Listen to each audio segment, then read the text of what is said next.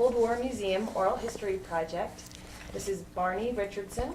I'm Hannah Nordhaus, and it's the 22nd of June 2004, and we're here at Barney's house in Denver, right? Right.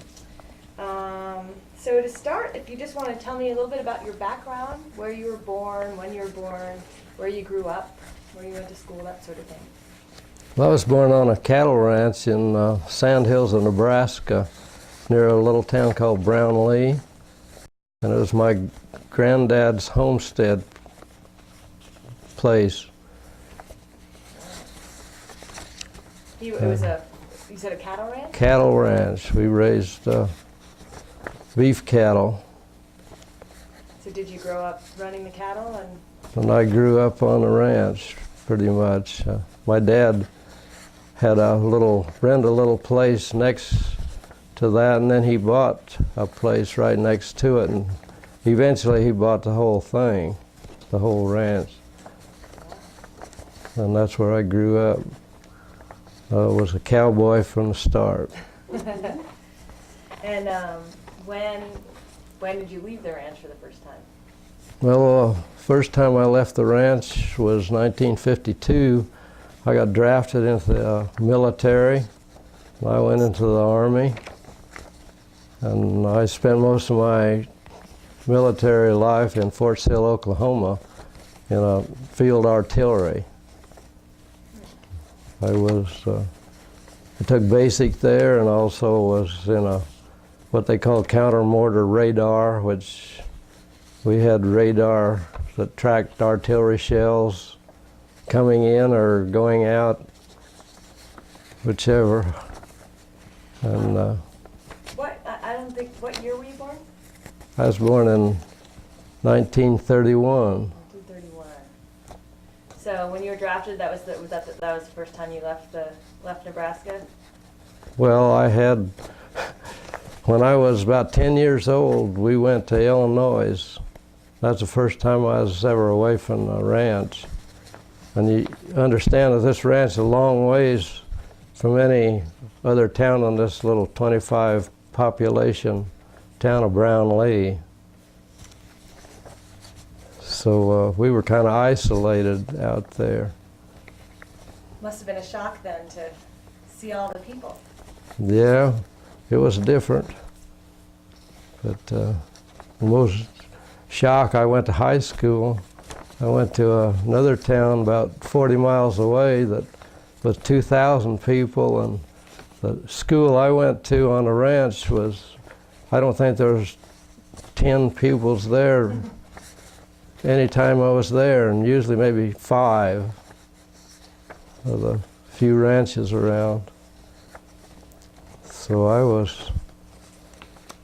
it was different going to high school. So you joined the military, and how long were you in the Army? I was in the Army 2 years. And then your tour was over, and what happened next? Well, the Korean War was on, and we were going to go to Korea as a unit with this forward observer outfit. And the war got over just before we went. So they split our outfit up, and some of them went to Korea, some stayed there, and I went up to a outfit of field artillery that trained other people. They trained OCS people, officers, and they trained Koreans also. And we would take our trucks and our radios and our cannons and field artillery pieces out on the range and train them. Was this still in Oklahoma? Still in Fort Sill, Oklahoma. So they brought Koreans in from Yes, they South Korea? brought them in. Wow. And they talked real funny. Some of the people that I knew had been over there, though, and knew some words, but I didn't. So it was real interesting. But I was ready to go back to the ranch. when my time was up. And so you did go back to the ranch? And I went back to the ranch. I got married the week after I got back out of the Army. And we lived on a ranch a couple of years. And then sometime around that time you must have ended up at Rocky Flats, right? Because you got there pretty early. Well, no. I had a friend or a cousin came and visited us, and he was going to go to the University of Nebraska. And for some reason, I wound up going to the University of Nebraska too, and I took engineering. Took mechanical engineering, and I was down there about 3 years, and I worked in the summer with a bricklayer, and I hurt my back, and I couldn't get around too good, so we decided to come out to leave. So we left, and we started looking out here, and so one day I just loaded up my car and came to Denver, parked on Broadway, went to the YMCA, and then I found employment in place, and they sent me to the engineering, and I got a job as a draftman for Ken R. White. He did like a cement plant. He doubled the size of it, and we did all the drawings, all the conveyor belts, and it's pretty complicated.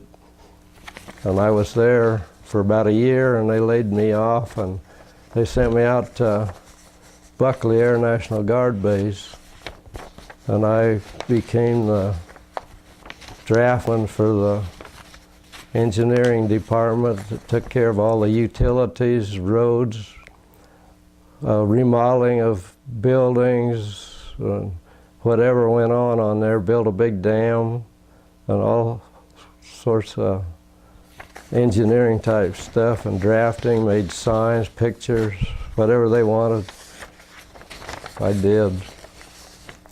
And while I was there, I decided to go to school. I wanted to go to school. At night, there was a place that did airbrush, and I thought that'd really be fun. I went over there, and he talked me into taking tool design course that he had, a commercial course that he put on through the school. And so I studied there, and then when Martin Company, of course, you understand, was out at Buckley at the time that I was out there, and they were building silos. And when they finished that and Martin left, well, of course, that was the end of that job. But it was fun being out there with F-100s, get to watch them, and a few of them crashed around. I saw one of them try to take off one day, and his afterburners went out, and he came back down on the tarmac, you know, and sparks flying, and before the plane stopped, he was running the other way. But it got out all right. There was one from Montana came down there. It was a Delta wing. Of course, I wasn't there. It was on a weekend, I think. And he took off and flamed out and come down up on the hill where the water tanks were, and there was nothing left of him or the plane, I guess, much. And that was kind of sad. But outside of that, I liked it out there. It was kind of interesting. And when I left there, why, I was going to this school, and Jim Thompson helped out there, and he helped me write a resume, and I sent it around to different places. I went to Rocky Flats, and they weren't interested, and I got a job downtown at Denver Equipment Company as a tool designer, and they did big stuff. Ore processing equipment, big rock crushers and gearboxes, and we made tools out of angle irons and stuff like that because it was so big and heavy. bolt circles about 6 foot in diameter, things with bushing, so that they couldn't replace the parts. They had to do it. They had to take a piece. If somebody broke a part, they had to take a piece to there and make it fit. And so when I got done, why they all were the same, and they could just manufacture replacement parts, send them out, and they'd fit. That was kind of interesting. And about the time I finished, I could have stayed there after I finished designing all these tools. But I got a call from Mel Kaufman. He was the head of this school. He said, "Why don't you try Rocky Flats again?" So I said, "Well, why not?" So I went out there, got an appointment, and Al Roth and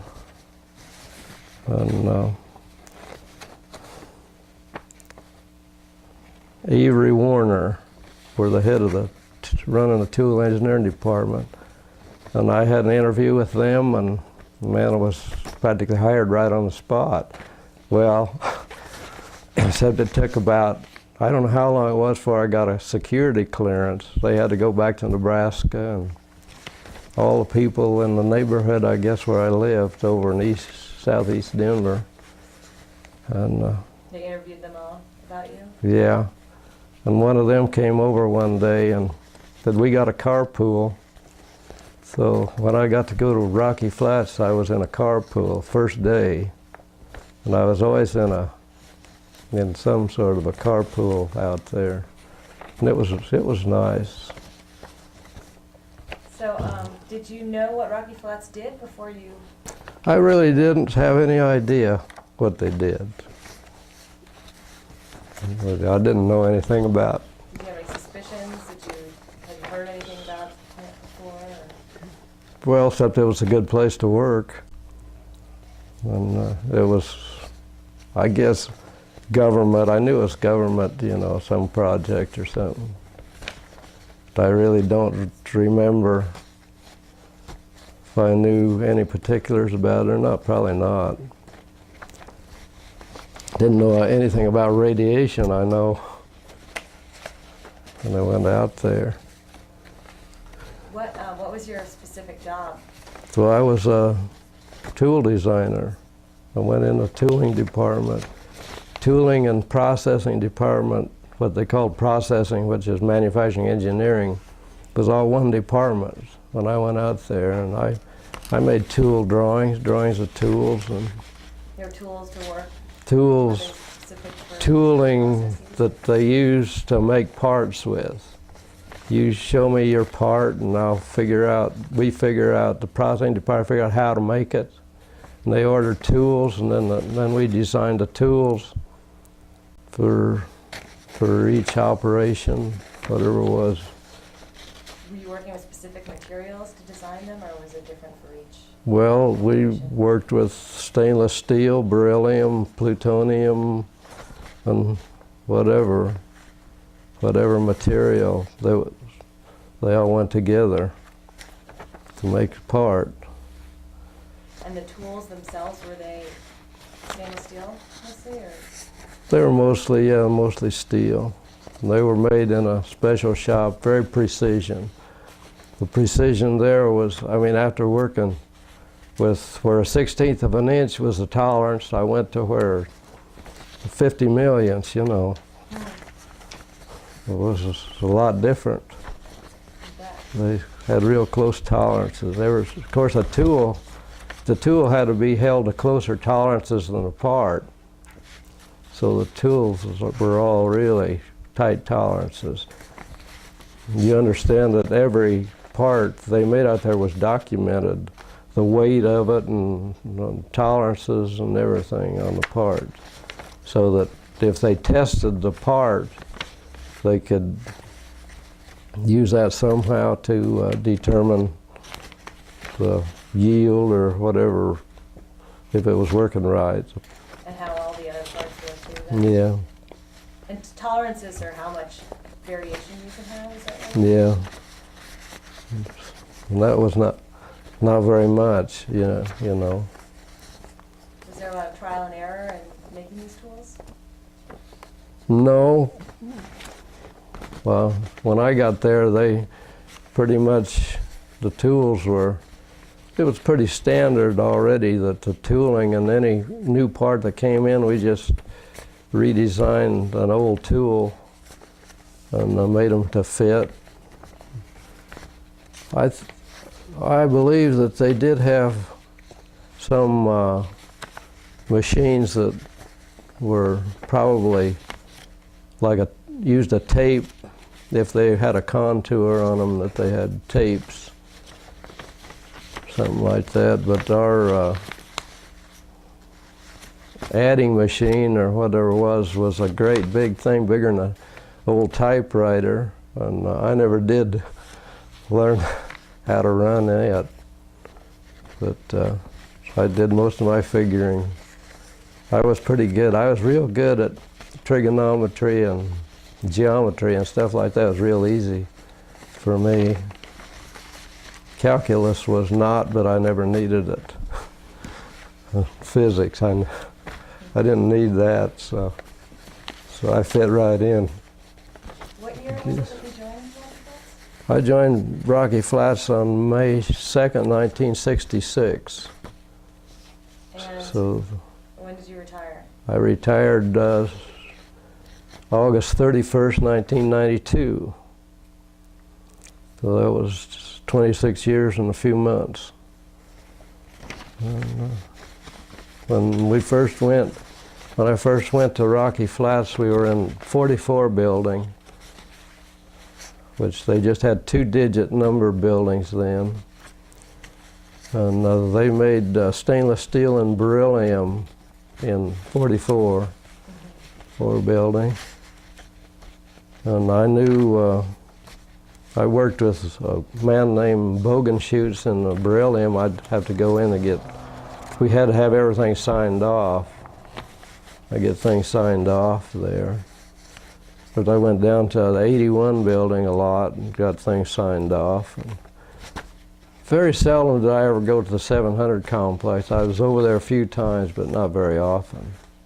What were they signing off? They were signing off that the tools worked or something? Or? Well, we designed, we made the processing and the tools, everything. We checked them out with the foreman, all the foremen, to make sure that that was how they did things and how they wanted it done. And they knew more about that than we did, really. You know, and how it worked, and if they wanted anything changed, or because there's a lot of operations to making a part. When we had a sheet with every operation, every washing operation, and every machining operation listed on that sheet, what the machine was and what tooling was used on it. And, so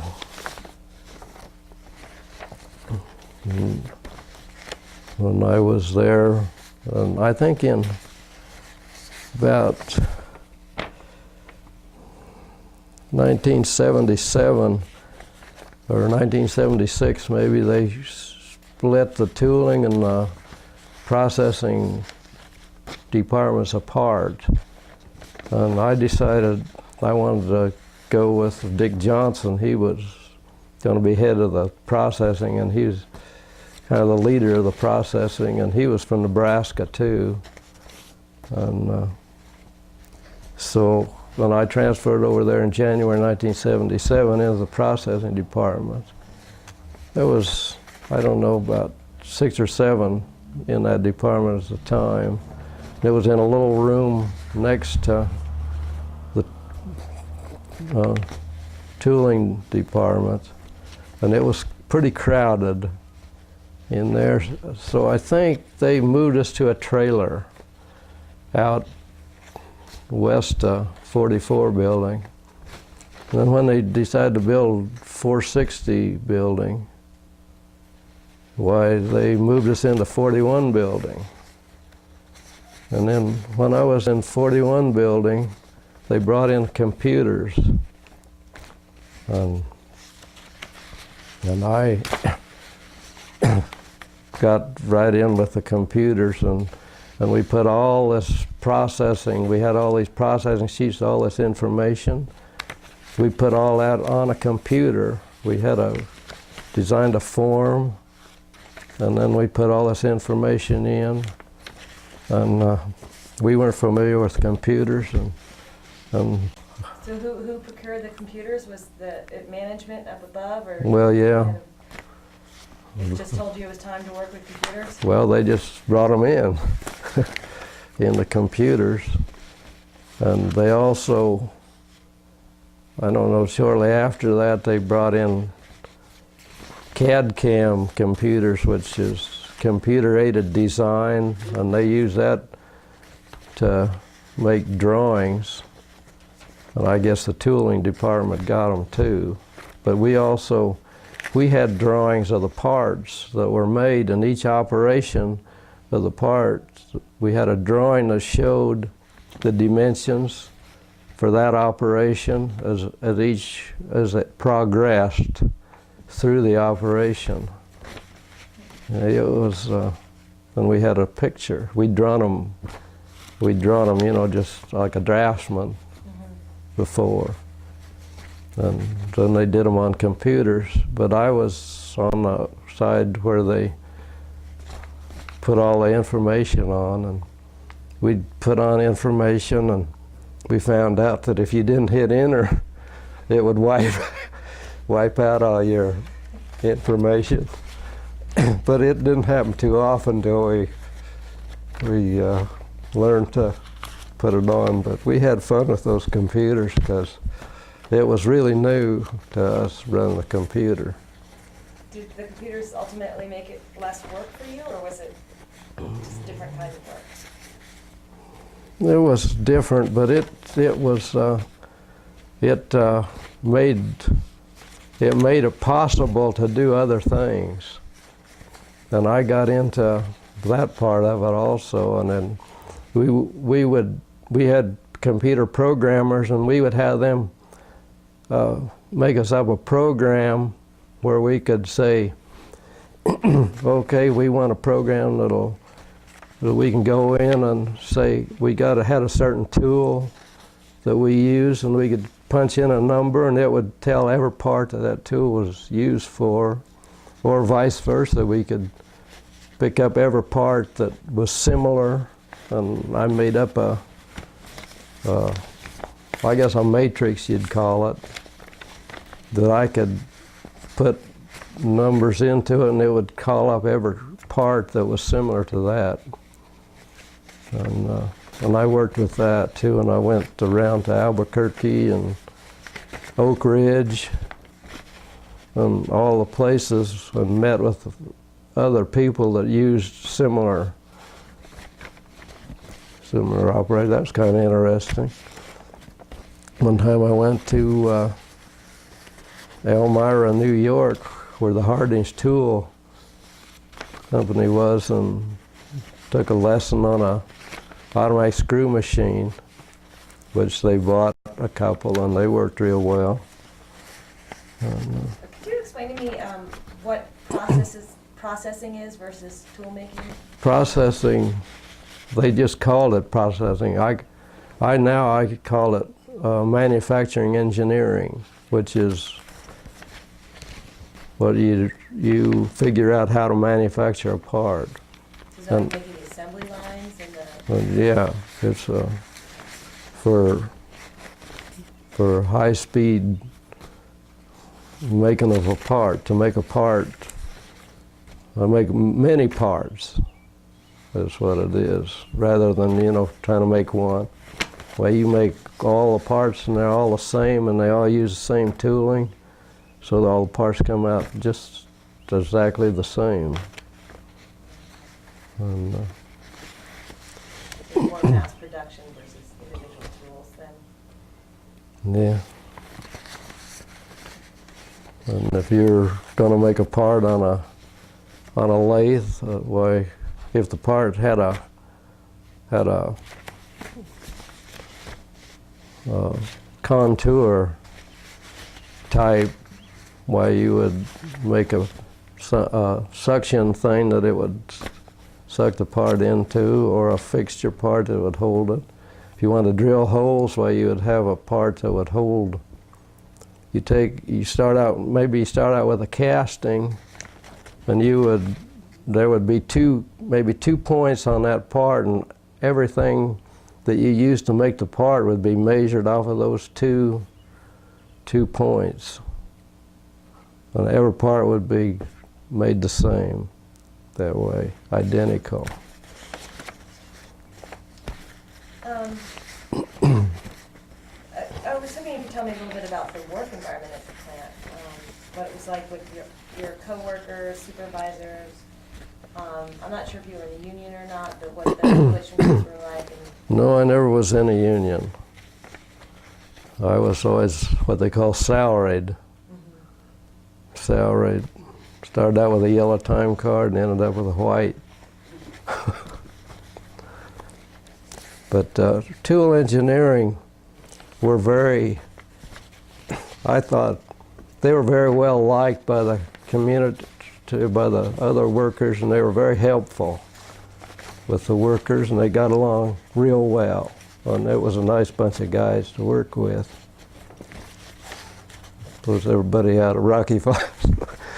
It was a good bunch, and I was in carpools. I was in a carpool with the president of the union for quite a while. Jim Kelly, or? No.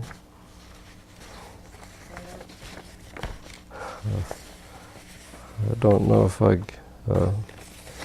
got his name written down here somewhere. He's the guy that had the Buick. He brought a brand new Buick, red and white, beautiful car. This was in the days when they had gravel roads at Rocky Flats. And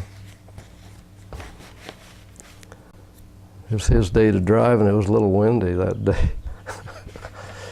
And we came in, at the time we were coming up, I was living in southeast Denver, and we came up the Boulder Turnpike to Broomfield, and we'd cut off there, and we'd come in from the south. So we came in from the east side of the plant, and we came up the road, and when we made a turn, a left-hand turn to go from the main road over to the street where 44 building was. And about that time, a gust of wind come, and it hit gravel on that car. You wouldn't believe. It took the paint off of that side of the car, the right-hand side of his car. You couldn't see out the windows on the right-hand side or the windshield on the right side of the windshield. Wow, it's been quite a gust of wind. They had them out there. A lot of cars got paint damage and windows broken out by the wind, just by the wind. Everybody always opened a window on there. They said that helped. I don't know, my friend said he opened it and he still got a window broke out. I never ever had any damage to mine, but of course I didn't drive out there every day either. So in your carpool you'd swap who drove? Yeah, we would a different person every day. You'd have 5 people, and different person would drive each day like that, and it worked out real well. And then I moved over here, and I got into another carpool with Ray Runco, and we had some people who worked in the headquarters building. They worked for the government. With the government, they weren't with the same group as we were. When we worked for a contractor like Dow or Rockwell or EG&G. Did you feel that there was a difference between the contractors while you were working? Oh yeah, there's a lot of difference. Of course, I loved Dow Chemical Company when I first went out there. And Rockwell came in, and it seemed like they started hiring a lot of people. A lot of people came in. Then there was a lot more people out there, and that changed quite a bit. Was that for the worse, did you feel?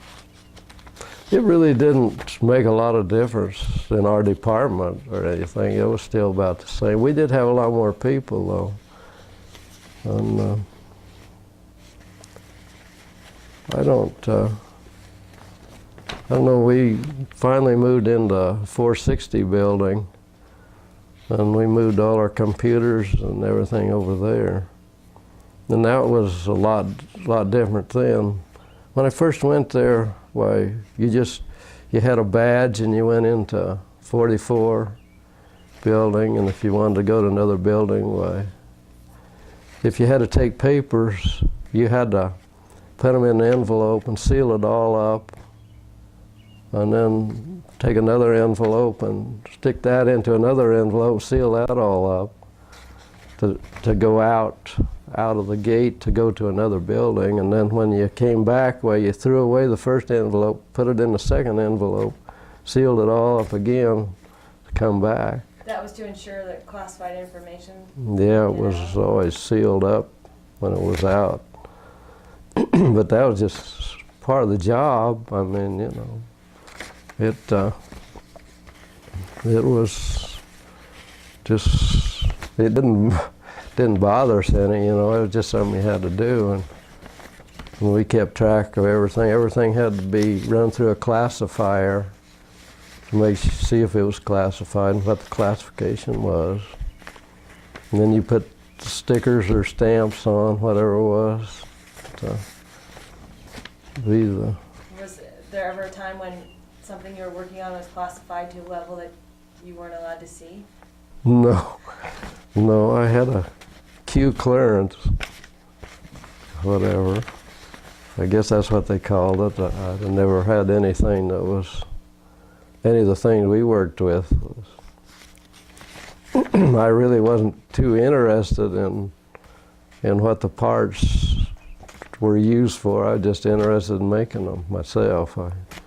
Some of the guys were interested in it and studied up on it, I guess. They knew all about it, but I really didn't get into it that much. I kind of knew, you know, you kind of knew what the deal was and how it worked and everything. But when did you figure out what you were making? well, I don't think it took too long. In there, you know, right away you figured out what it was, because everything was secret and confidential. And even tooling, if a tooling was for a part that was secret, sometimes the shape of it or something would make it be secret also. Did you, when you found out that you were going to be making tools to help make plutonium triggers, did it change the way you thought about your job in any way? No, it didn't make any difference to me. I thought it was a good idea. I still think it was a good idea. A good idea to make nuclear weapons? Yeah, right. It kept us out of war for a long time. Just knowing we had them.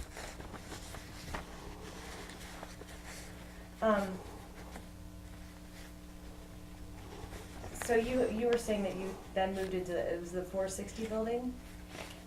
Yeah. You moved into, and that it sort of, your procedures changed a little bit once you moved there, is that right? Well, not a lot, but they did change it a lot in there. They would they had cubicles for a while, and everybody could smoke, and once I was in a cubicle where they smoked, and that was not real fun, where a couple of people smoked, you know, and stuff like that. And then they changed that and made smaller cubicles and had individual ones, and I don't know, I finally was in a more of an open space And I never smoked when I wasn't. I guess I smoked when I was before I went out there, but I quit while I was at Buckley. I quit smoking at Buckley, and we started having a family right after that, about that time, and I never ever smoked anymore. And I never cared to be in real close quarters with people that smoked. Either it bothered you after a while. And anyway, they finally made it smoke-free, which was nice.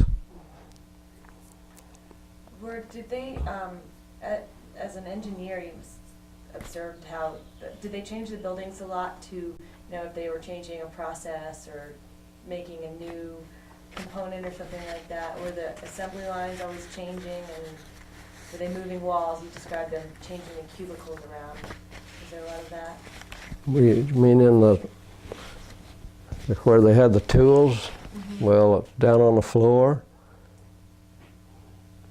I don't know about that. I never was down there that much. I know when they brought in new machines, they brought in tape-controlled machines. Later they went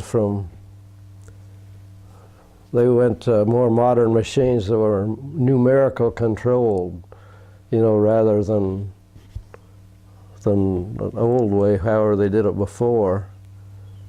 We had a couple of guys in tooling department that went into the department. That was down in 81, where the tooling, where they made the tapes. And that was altogether different. We would order tape.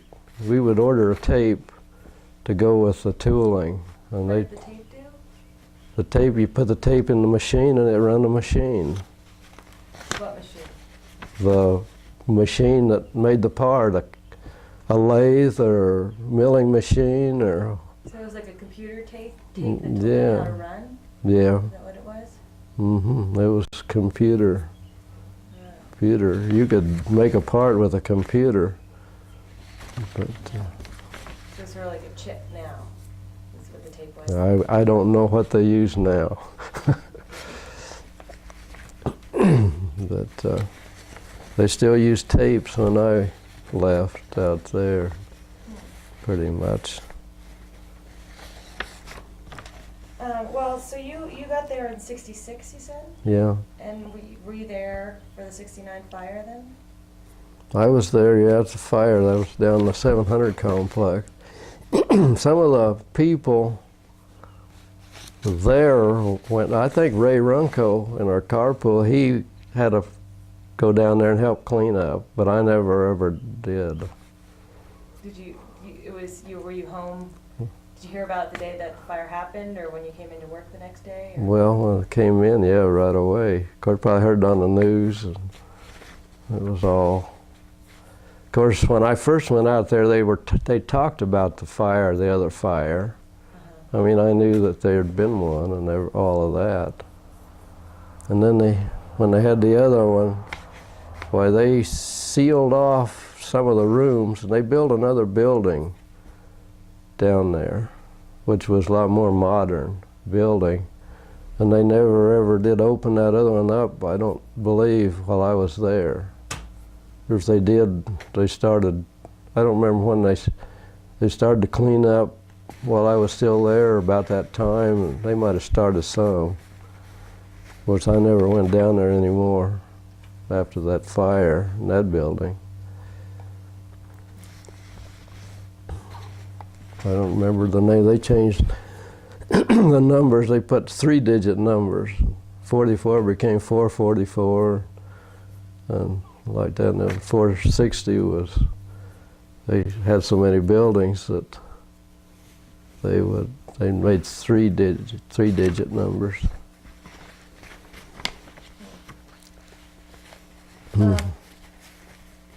So I guess you were also there for the FBI raid then, right? Yeah, I was there. I remember that.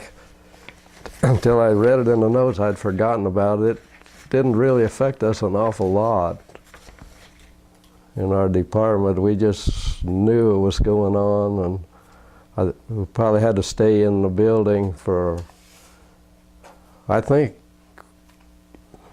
we might have known it ahead of time or at the time, you know, and couldn't go outside or something for a while until they did their thing. But I don't remember a lot about that. Well, in the long term, it must have affected your work, right? Because the plant was shut down. The what? Well, the plant was ultimately shut down because of it, right? Or not necessarily because of that, but after the raid, it never resumed production.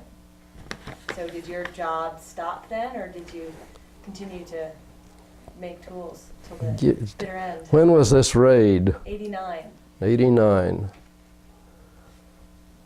Well, I suppose they didn't quit making all parts, just maybe plutonium parts.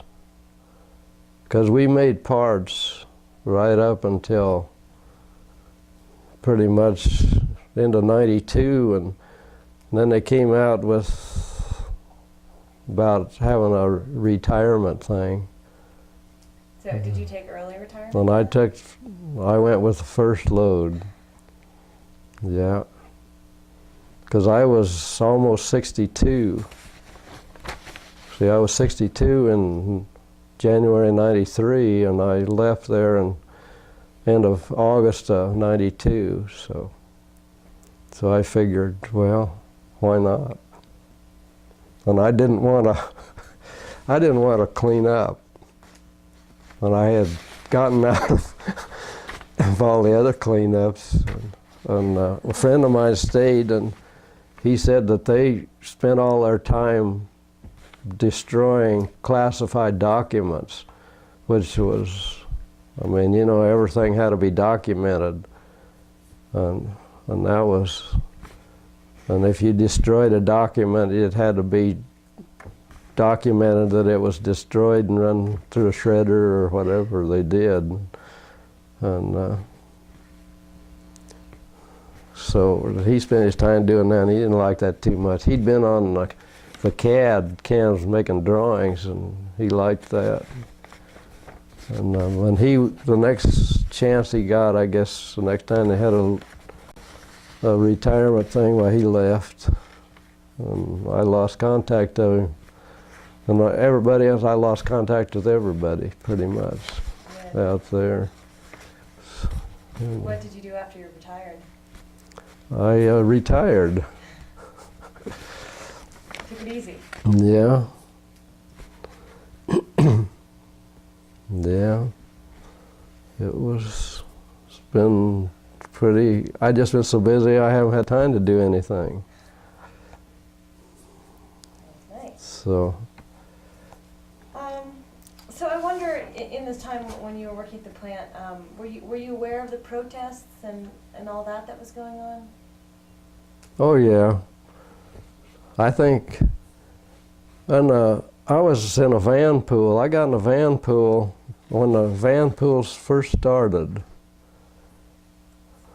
And I remember going out to work in the van, and there was protesters out on Highway 93.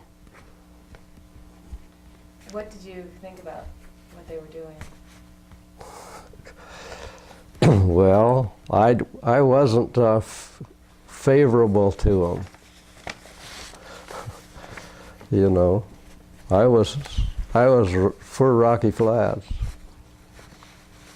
And did you feel,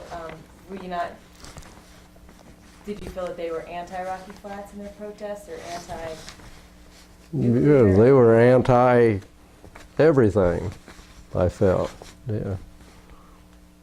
That was my feelings, and most of the guys I knew felt the same, you know.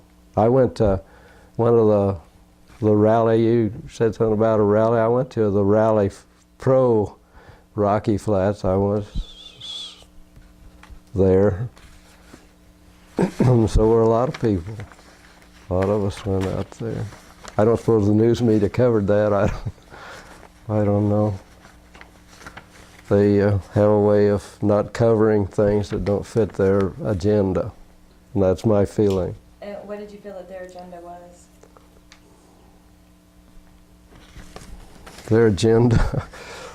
I don't know what their agenda was, but it wasn't for me.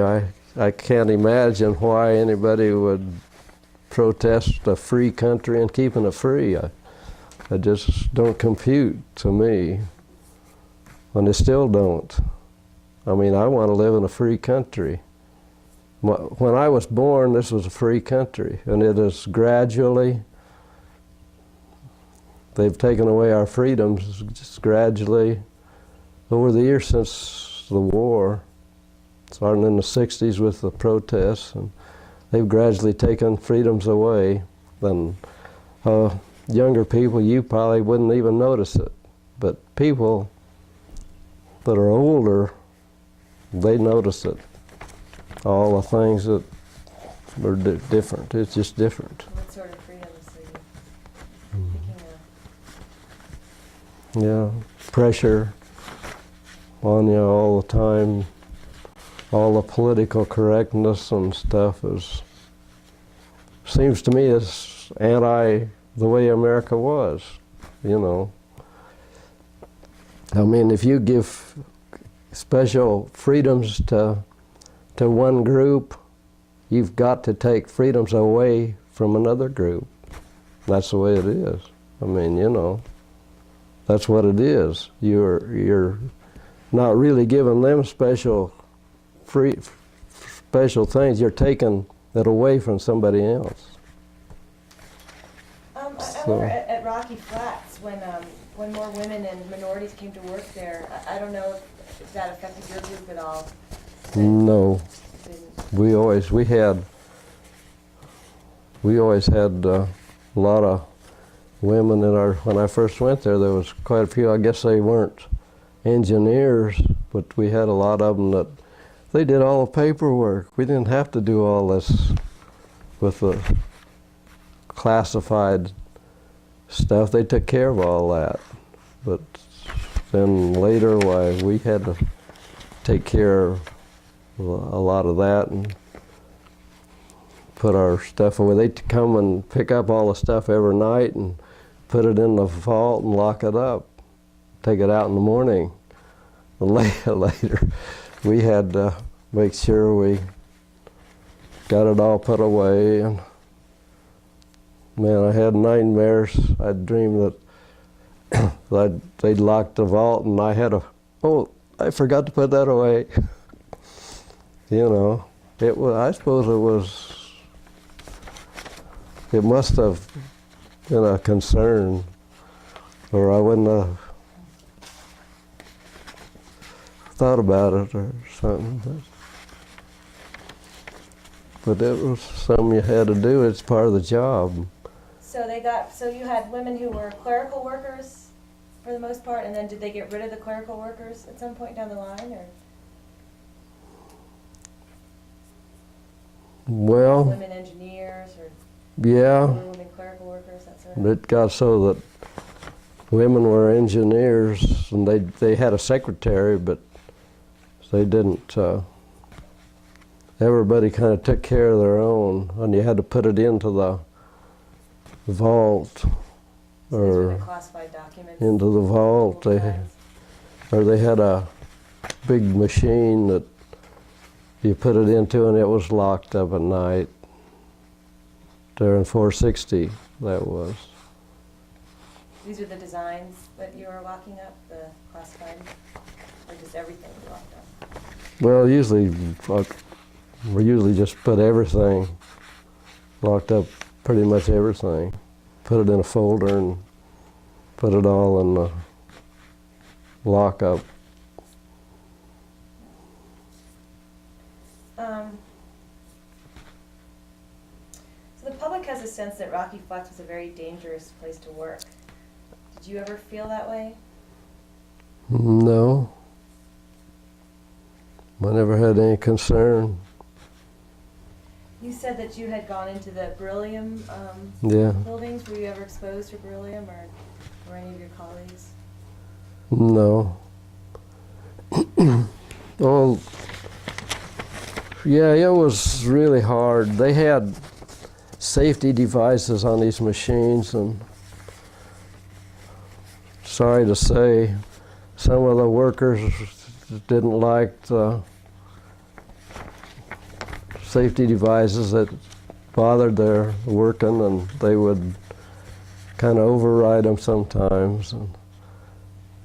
But I have a workshop here, and I always leave off them because you can't run the machine with them on, you know.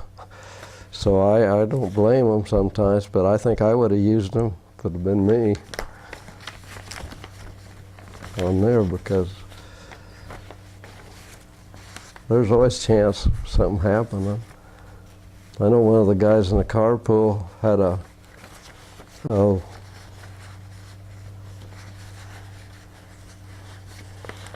kind of a machine at home, a shaper, I guess they call it, and he lost several fingers. And there was a lot of the machinists did have piece of a finger missing too, and some of them joked about it, but well, I know some farmers that had some fingers missing too, but I kept all mine. I was always pretty safety conscious in anything I did. Made sure it was safe, pretty much. I had a couple of accidents, but it just taught me to be more careful. You really got to be careful around machines. How did you feel about the way that safety issues were discussed in the media? Well, the media has got to make everything a big deal, you know, to make news, I guess. I think they do. The media now, I know, they leave out anything that doesn't fit their agenda. There's a lot of things that happen that are newsworthy, but you never hear it on the news. And they're biased. There's no doubt about it. I mean, you can even pick up the paper, the last Sunday paper, there was a big article about news media being biased, but I knew that all the time.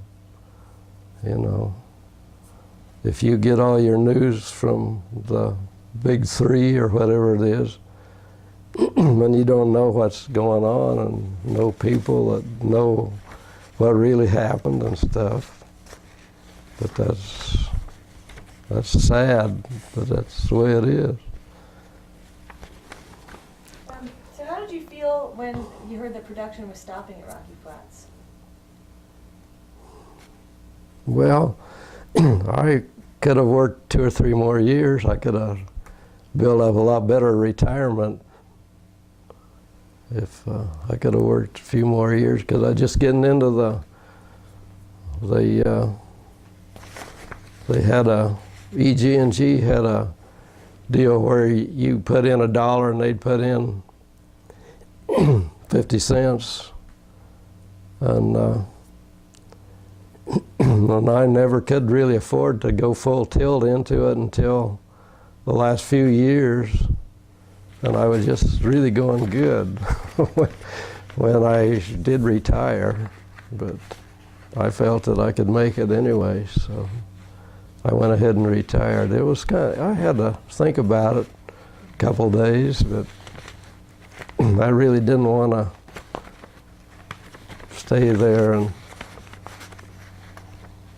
learn a new job or anything by then.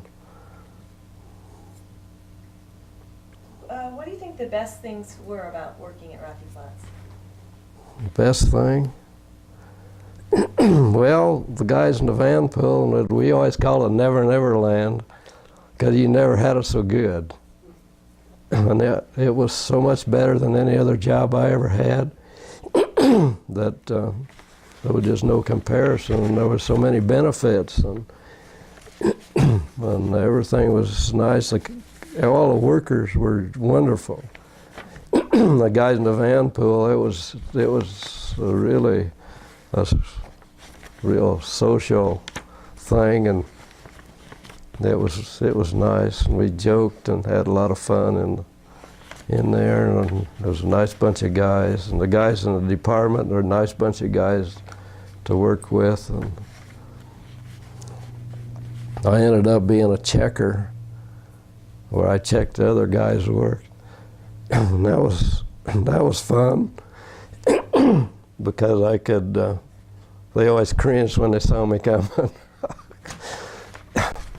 It was kind of nice, but I never had any problems when I was checker with anything. I don't remember anything coming back and saying this wasn't right. So it was nice and easy for me. When you said it was the best job you ever had, was it because of, you mentioned that it was the people were very nice? Just the overall, the pay, the working conditions, and the benefits. It was great. Well, what were the most difficult things about working at Rocky Flats? Well, the last few months I was there, why they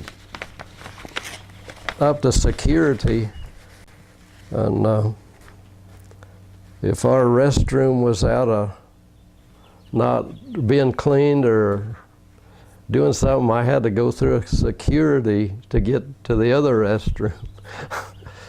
And that was, but I finally decided, what the heck. You know, it was, we had a little, seemed like a little key or something we had to carry around to get through the doors and stuff. And but outside of that, but that didn't last very long because I left. But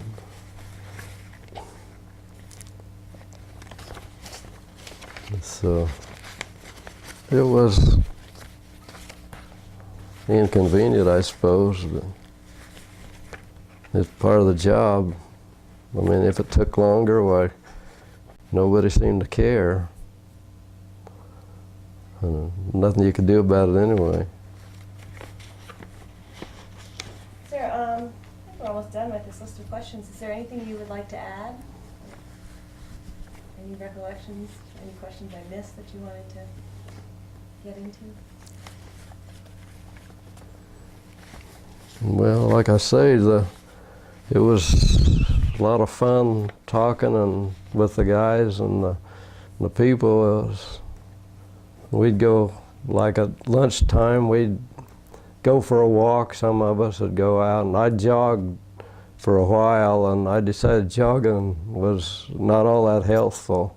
So I just started walking. I'd go for a walk at lunchtime, and I'd go with some of the other guys, usually somebody else, and we'd talk, and it was nice.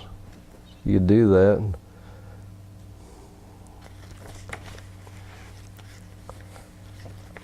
And there was a strike while I was there, and my sister, she was 6 years younger than I was. Pretty young, she died, and we had to work, so I wasn't there for a while. That was during the strike, and I remember that. I had to go back to the funeral. But yeah, it was mostly good though out there. Well, we're almost out of time with our tape, so I'm going to stop it now. Thanks very much for participating. And,